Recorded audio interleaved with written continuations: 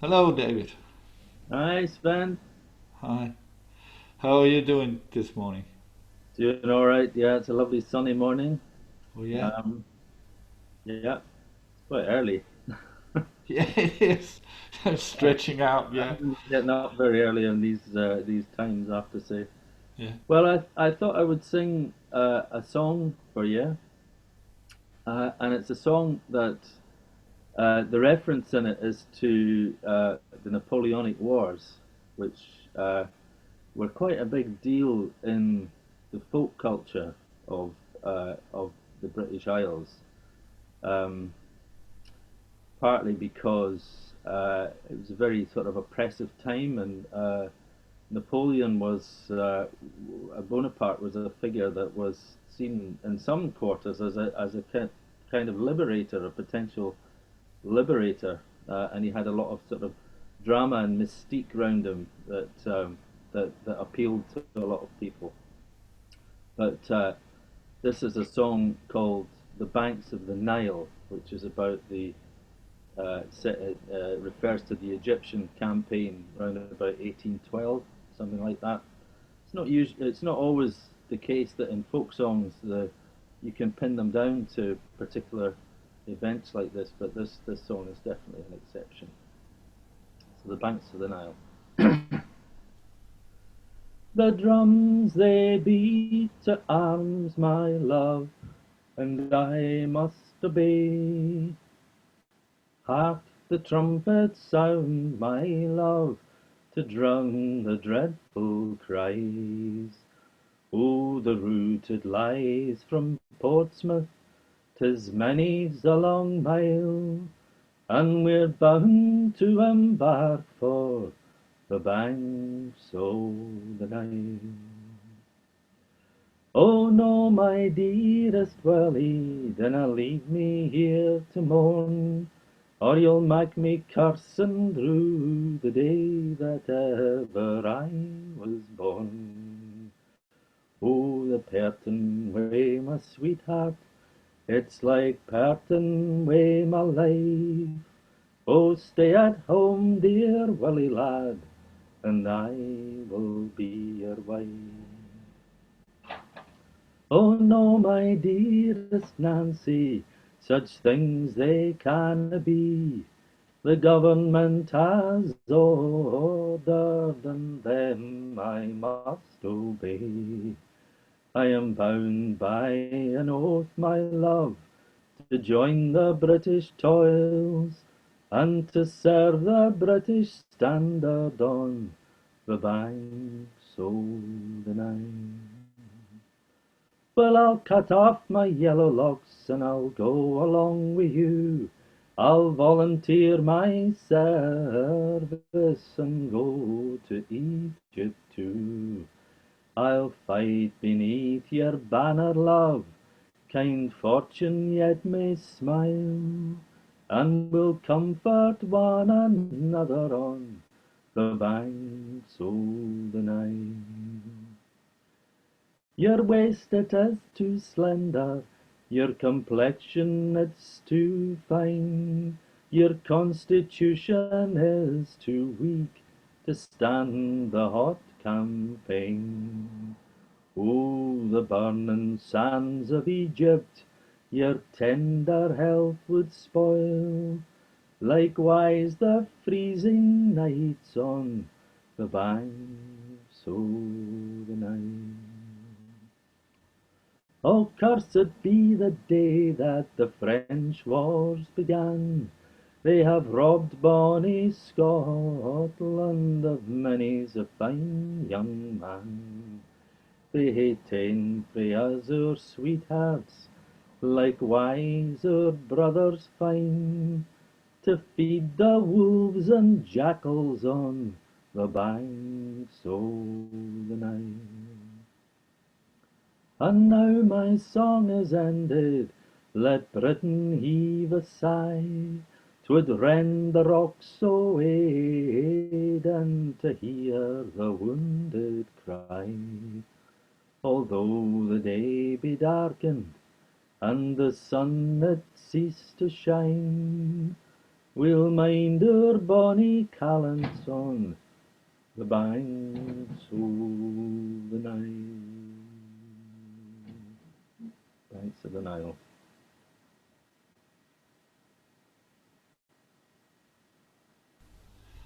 Thank you, David. That's a beautiful one. She cut her hair off. She offered to cut her hair off, yeah, to disguise herself as a man. And I wanted to go with him. Right, yeah. Wow. Yeah. He wore those things to our brain, and it's just like this one. Yeah. It reminds me of a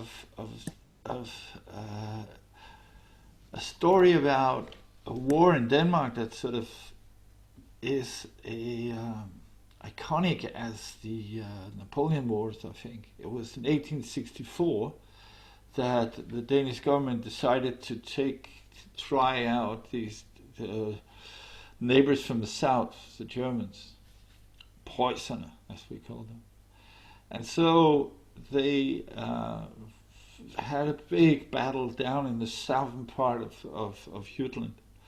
But the problem was that they were really badly equipped, and the German soldier was just too clever for them, so they really had to defeat, like the worst defeat. It was a wound in the Danish soul for many, many years. But there's a story about a shoemaker, and the shoemaker Axel was told, he lived down in the southern part of Denmark, he would never, he was promised not to be part of the fighting. The only thing he had to do was to take care of the boots and of the officers, and take care of the wooden shoes of some of the soldiers. That was the only thing he was promised. Never ever. He will never see a gun. He will never see a soldier. He would never be part of this war thing.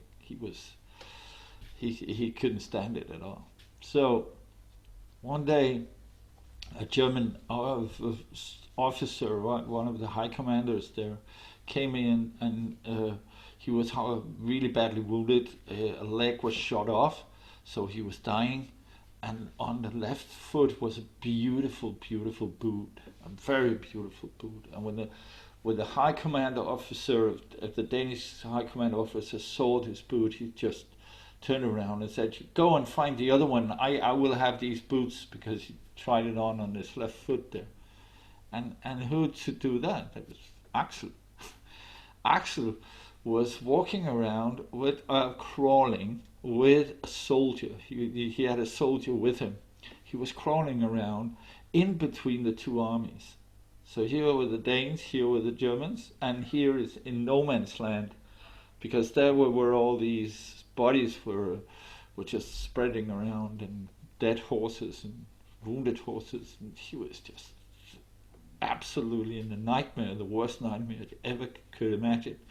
But he spotted the boot, and he went out there and he took it and raised himself, very sort of excited, and turned around to the soldier and wanted to say, "Hey, here it is." But the soldier grabbed him and just threw him down, and then the shooting started over their head. It was like a nightmare. So they crawled down there, and he had to clean his pants, and the soldier explained that it always happens when somebody shoots at you, you just let go, you know. So he came back with the boot and cleaned it and took it to the captain, to the highest command. But he never had them on, because the German soldiers had made a rush attack, and then they just have to flee. And Axel went home to London, and he always told his story with great passion about how he was lying there with all these guns and fighting. So that's my story for you with this war thing. Thank you. Welcome. Yeah. It's still there. All these fightings going on. Never goes away. But I prepared something for you as well, David. So Another story about a sailor who had on his right arm here, and you just imagine that this was big. I mean, it's not on my little nothing here, but on that muscle, and he was an old man now. When my father heard him tell this story, there was a sailing ship, and the sailing ship had 3 masts. But the strange thing about the sailing ship was that it didn't have any sails. It looked like somebody had ripped them off. There was a scar. And the sailor, Søren Sømand, as he was called, Søren, it's a Danish name, and sailor, Sømand. He always, when they were coming down to the harbor to greet the herring fishermen, he always told the story if they were waiting there. He was always gathering all the young ones, all the small kids. And my father was just sitting there and listening to him, telling the story of how he got this tattoo and why there's no sail. You want to know why there's no sail in this one? And they were going like, yeah, sure, tell us. So as my father grew up, he had heard the story many times, but it always intrigued him. He loved it. And it was when Søren was very young. He was only about 14 years old. Some of the kids there were 14 years old, so we always pointed at them and said, you, like you, my boy. But I was tougher than you are. And he was going like that. So he was on a sailing ship going from Aberdeen here in Scotland down to Biscayne, to Spain. And one day there was quiet. Everything was quiet. And that was the worst thing for a sailing ship, because then there's no wind to billow the sails, and there's no drift. They were more or less just standing still there. But the captain was extremely active. He was running around. He was doing all kind of measurements. And at one point he screamed and shouted and brought them all into the ship and said, hey guys, what we have here on board, we have the devil's cat. And in a moment from now, you can't see it, but there will be a storm that would throw us into the ocean if we don't find the devil's cat. So go and find it. And they were all running around, and they were going like, what storm? Like, there's nothing here. But then suddenly, whew, it came like a shock. It was just dark sky, the cloud was just coming, the water, the wind was just going, and the ship was, and the guy of the steering wheel, this guy was standing there saying, what's this? We should take the sail down. What's crazy? There's no devil's cat aboard here. And nobody had ever on a ship like that questioned the orders of the captain. So everybody was like, what's going on here? But it was hard for them because they could hardly walk now. Søren was thinking, we can't see a thing down in the bottom of the ship. We need a torch. So he took the Petromax lamp and brought it down into the cargo there, and the captain, he had never ever said any positive thing about a ship boy, but he said, that's clever boy, go and get the cat. And he was running around, and now it was really hard for them to walk because the ship was going like this, and once in a while there came this big wave, and they were really fighting to get up there. But he was walking with the lamp, and as he walked back past the man there with the steering wheel, this little room there behind him, he saw 2 green eyes staring. And Søren shouted at the captain, and the captain came with the big cook, 130 kilo, and then suddenly this guy who was steering the wheel there just jumped overboard, just ran out there and splashed in and disappeared. But they got the devil's cat with a big fight, and that's when it happens. It's on, you know. He ripped up the sail of my beloved ship here. Yeah, you can see. And he pointed out the wound there, but they have to kill the cat. And the only way to kill the cat was to crawl up into the highest mast with a rope that was. First they tied it around, really strict around the cat's face, and you're going, and hurting everyone that came near it. So Søren had to climb up with a roll of rope up to the highest, and he was still going like this, you know, it was really, really dangerous. And then he threw it down, and then the cook, 130 kilo, had to be there with the captain as well, and they took the cat up there. But as it came up towards Søren, it had its claws, and it ripped up the sails all the way down there. But then it came all the way up to the top, and Søren was climbing up to the mast, and then it exploded.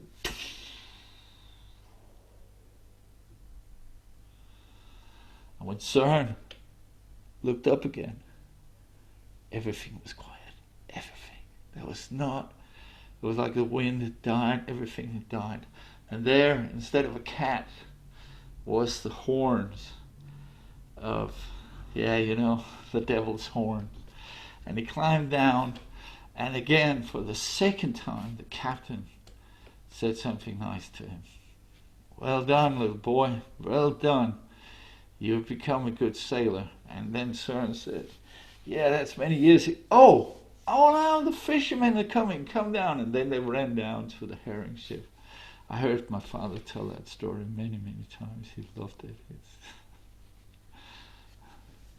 Excellent. True story. Thank you.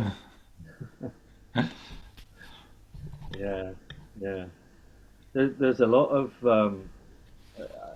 stories like, well, sailors are very superstitious, and they used to say that if there was a pregnant woman on board, then that was the cause of all sorts of problems. And there are songs about that, about women being thrown overboard in order to get the wind back up and so on.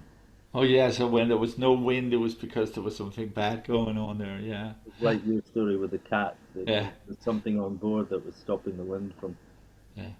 And get rid of that, and then everything is fine. Yeah. All right. But it put me in mind. You mentioned the Bay of Biscay and sailing ships and so on. So it put me in mind of a song. So again, is quite sort of historically specific. It's about the time when the particular fast sailing ships called tea clippers used to race across the world from China and India with cargo of tea to come back to Britain, and it was they were the fastest ships on the ocean at the time, and there was a ship called the Thermopylae that was the record holder for the time it took to get from China, I think, back to England under sail. And the most famous clipper is called the Cutty Sark, which is I think in dock somewhere in London you can still go on board it, and it's quite well known because I think there was a whiskey or rum or something named after it, and it's a reference to the Tam O'Shanter poem. I think I had that. I think it's a rum. I'm not sure about it, but I think I had it. Yeah. But anyway, in this song, there's two ships. One's called the Clansman, and the other one's called the Robin Adair. And the Robin Adair was a very famous fast ship as well. It was one of the ones that they all wanted to beat. So so the Bay of Biscay and a storm come into the song as well. I've never done much good in my life. I've been a waster through and through, and the only things that I've ever done were things I wanted to do. I've wasted my chances as well as my pay, of that I've done my share. But I was one of the clansman's crowd when we raced the Robin Adair. Our matey was a boss-eyed ding, we'd a kid from County Clare, and we made up the starboard watch when we raced the Robin Adair. Clancy died with a knife in his side in a bar in Callio. Kelly lost his life on the topsail yard on the Pole Star long ago. Billy got married and he settled down, the rest are God knows where. But that was oh so long ago. when we raced the Robin Adair. It was yardarm to yardarm at Sydney Head, and then she started to blow. Soon the clansman was reeling him off at 16 knots or so. The old man grinned as he faced the wind, says, "This is the weather for her." "My lads," he cried, "we'll soon see the last of that wonderful Robin Adair." But early next morning, as the sun arose and the day had just begun, we spied a sail on the starboard side a-comin' along like fun. The old man swept the glass to his eye, and you should ha' heard him swear, for up from the south, with a bone in her mouth, there come the Robin Adair. Well, we started to pile the canvas on, and it had to stay there too. 'Twas a rare old breeze in the morning time, and at night, by Christ, it blew. I've seen some strange things in my life, but you should ha' heard us swear. We were cracking on sail in a Biscay gale, just to beat that Robin Adair. Well, we reached the London River at last, by 12 on the whopping clock. I counted the chimes as we tied her up to the boys on the London dock. We'd run the race in 49 days, with a tail of the tide to spare. But that was oh so long ago, when we raced the Robin Adair. Now these wooden ships have gone to chips, some 40 years or more. We sold her off to the breaker's yard, and the blighters put her ashore. And somewhere south of the Lizard's Knees, and north of the Straits of Le Maire, with fishes cruising around her ribs, there lies the Robin Adair.